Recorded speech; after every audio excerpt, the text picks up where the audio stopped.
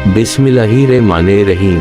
अस्सलाम अलैकुम दोस्तों, कहानी चैनल में खुशामदीद। दोस्तों, एक दफा का जिक्र है कि एक बहुत गरीब लड़की थी जिसका काम गांव को गांव से लेकर खेत तक ले जाना था, जहां वो दोपहर की धूप में घास खाती थी।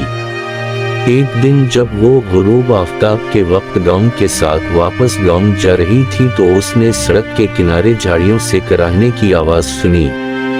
जब लड़की ने शोर मचाया तो देखा कि ये एक शेर है जिसने अपने पंजे में कांटा चबू कर खुद को जख्मी कर लिया है।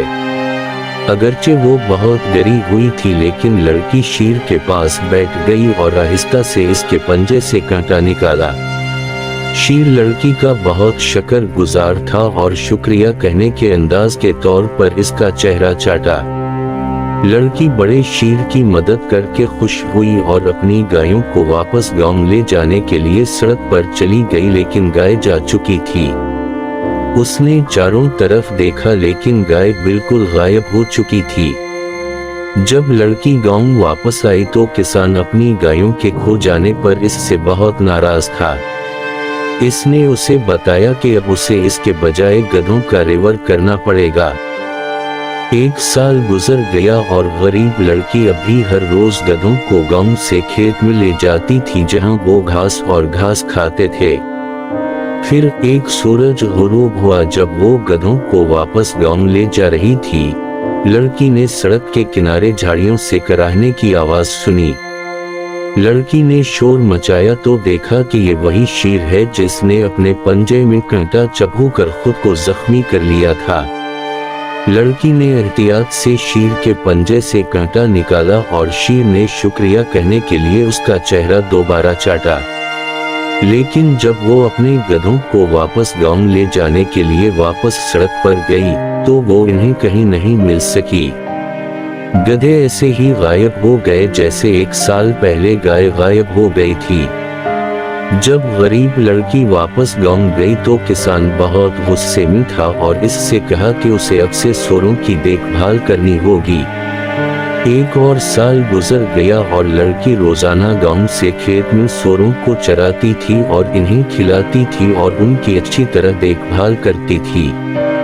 और फिर एक शाम छोटी बच्ची ने फिर कराहने की आवाज सुनी। शेर ने फिर खुद को चोट लगाई और तीसरी बार इसके पंजे में कांटा चुभ गया, जिसे लड़की ने एहतियात से निकाला। और बिल्कुल पहले की तरह जब वो सूरों को वापस गांव ले जाने के लिए सड़क पर गई तो उसने देखा कि सूर उसी तरह गए हैं जिस तरह पहले गाय और गधे गए थे। ताहम इस बार लड़की लापता जानवरों का मुअम्मा हल करने के लिए परअज़म था। वो एक दरख्त पर चढ़ गई और अपने चारों तरफ नजर दौड़ाई कि आया वो देख सकती है कि गाय, गधे और सूअर कहाँ गए हैं। लड़की सारी रात दरख्त के पास रही और जैसे ही सूरज निकल रहा था उसने एक नौजवान को सड़क पर चलते हुए देखा। आदमी एक चट्टान के पास रुका और फिर पतली हवा में गायब हो गया। ये बहुत अजीब है, लड़की ने सोचा। इसने दरख्त पर रहने का फैसला किया कि आगे किया होगा, लेकिन बाकी दिन कुछ नहीं हुआ। फिर जैसे ही सूरज गुरूब होने लगा था, शेर चट्टान के पीछे से नमूदार हुआ और खुराक की तलाश में जंगल में दाखिल हुआ।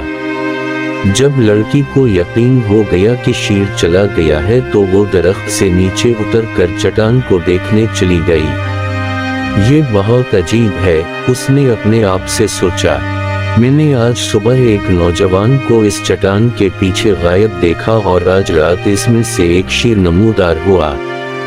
जब छोटी लड़की करीब पहुंची तो उसने चट्टान में एक छोटा सा सुराख देखा और जब वो सुराख की तरफ झपकी तो वो अंदर गायब हो गई और अपने आप को एक बड़े घर में पाया। ये बहुत अजीब है, लड़की ने सोचा। तभी उसने देखा कि नौजवान दरवाजे में नमूदार होता है।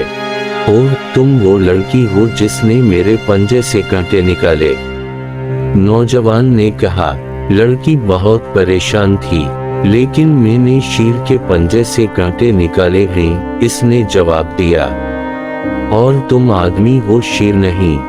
ओह, मैं दिन के वक्त आदमी हूँ, लेकिन जब सूरज गुरूब होता है तो शेर बन जाता हूँ। नौजवान ने कहा, मुझे इस देव ने लानत भेजी है जो इस घर में रहता है और उसी ने तुम्हारे जानवर चुराए थे। लेकिन वो ऐसा क्यों करेगा? लड़की ने पूछा। क्योंकि वो बहुत नाराज था कि तुमने मेरी मदद की, नौजवान ने कहा। फिर इसने घबरा कर इधर इधर देखा। ये देव का घर है और वो जल्द ही घर आएगा, इसने कहा। आपको छोड़ देना चाहिए क्योंकि ये महफूज नहीं है। लेकिन छोटी लड़की बहादुर और मजबूत थी और उसने फैसला किया कि वो गरीब नौजवान की मदद करना चाहती है।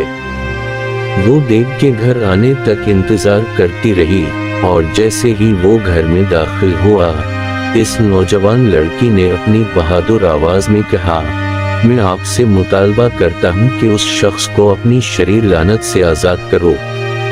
देव छोटी लड़की की बहादुरी से बहुत मुतासिर हुआ तो उसने गहरी बुलंद आवाज में कहा, अगर तुम मुझे शहजादी के बालों से एक कोट बना दो तो मैं इस नौजवान को लानत से रिहाई दूंगा।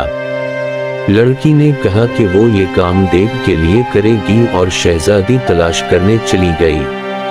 अगले दिन लड़की शाही महल पहुंची और शहजादी से बात करने को कहा।